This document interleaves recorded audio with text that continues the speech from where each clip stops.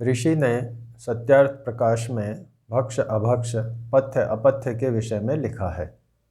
जितना हिंसा और चोरी, विश्वासघात, छल आदि से पदार्थों को प्राप्त होकर भोग करना है, वह अभक्ष, और अहिंसा आदि धर्म आदि कर्मों से प्राप्त होकर भोजन आदि करना भक्ष है।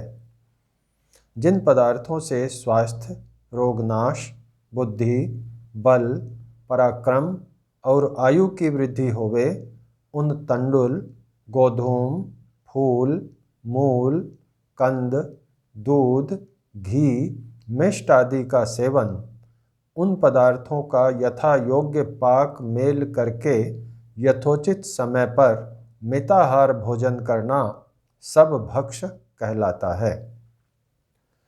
जितने पदार्थ अपनी प्रकृति विरुद्ध करने वाले हैं, जिसके लिए जो पदार्थ वैद्यक शास्त्र में वर्जित हैं, उनका त्याग, और जो जिसके लिए विहित हैं, उनका ग्रहण करना भक्ष है। इस उद्धरण में हिंसा, चोरी, विश्वासघात, छल, धर्मादि कर्म, यथोचित समय, मिताहार, प्रकृति के विरुद्ध, प्रकृति विहित शब्द विशेष रूप से विचारणीय व चिंतनीय हैं। यदि पेट में गैस है, अम्लता है व प्राण क्रियाएं की जा रही हैं, तो उनसे लाभ के बजाय हानि ज़्यादा होगी। प्राण क्रियाएं करने से पूर्व शरीर का सम्यक आरोग्य आवश्यक है। इसके लिए रसना को नियंत्रित करना ही पड़ेगा। रसना को नियंत्रित करने का एक उपाय यह भी है कि विरुद्ध पदार्थों या अति प्रिय पदार्थों में से किसी एक को कुछ समय के लिए बिल्कुल छोड़ दिया जाए, उसका सेवन नहीं किया जाए। यह समय निर्धारित होना चाहिए। पुनः किसी दूसरे पदार्थ को छोड़ दें व समयबद्ध पालना करें। ऐसा अभ्यास बार बार करने से रसना पर काफ़ी नियंत्रण हो सकता है। किसी विरुद्ध पदार्थ में दोष दर्शन जान है। दोष दर्शन करते हुए उस इंद्रिय रसना आदि को उस विषय से रोकना अभ्यास कहलाएगा। किसी व्यक्ति ने लंबे समय के अभ्यास से दाएं हाथ से लिखने में प्रवीणता प्राप्त की है।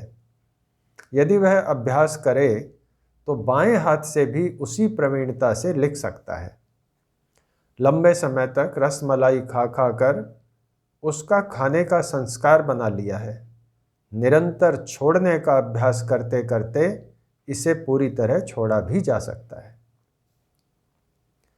यहाँ यह ध्यान रखना है कि निरोगता सुनिश्चित करनी है, कमजोरी नहीं। प्राणायाम में शक्ति का व्यय होता है, अतः उत्तम स्वास्थ्य व शरीर बलिष्ठ होना आवश्यक है, परंतु सही भोजन के चयन पूर्वक। उष्णम अश्नीयात्, स्निग्धम अश्नीयात्, मात्रावद अश्नीयात्, जीर्णे अश्नीयात्, वीर्याविरुद्धम अश्नीयात्, इष्टे देशे अश्नीयात्, नाति द्रुतम अश्नीयात्, नाति विलंबितम अश्नीयात्, अजल्पन अहसन तन्मना भुंजीत, आत्मानम अभिसमीक्ष भुंजीत सम्यक। चरक महर्षि।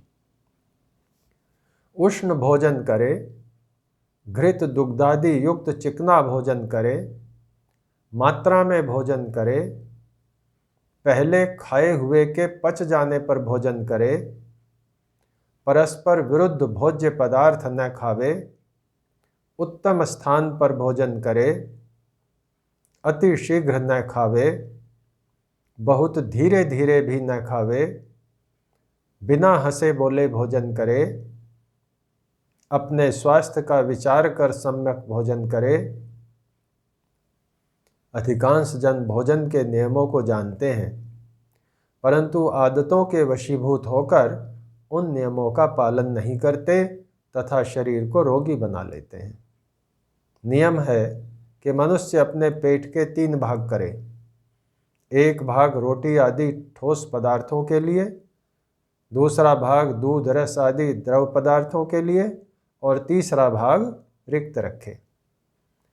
परंतु अधिकांशतः स्वाद के वश होकर इस नियम का पालन नहीं कर पाते और पाचन क्रिया खराब कर स्वास्थ्य हानि कर लेते हैं। भोजनांते विषम वारिः कहकर भोजन के बाद पानी पीने वाले भी अनेक मिल जाते हैं। अभ्यासियों के लिए उचित है कि वे अपने शरीर की प्रकृति को जानकर जो पदार्थ शरीर को आरोग्य देने वाले हैं उनका ही सेवन करें।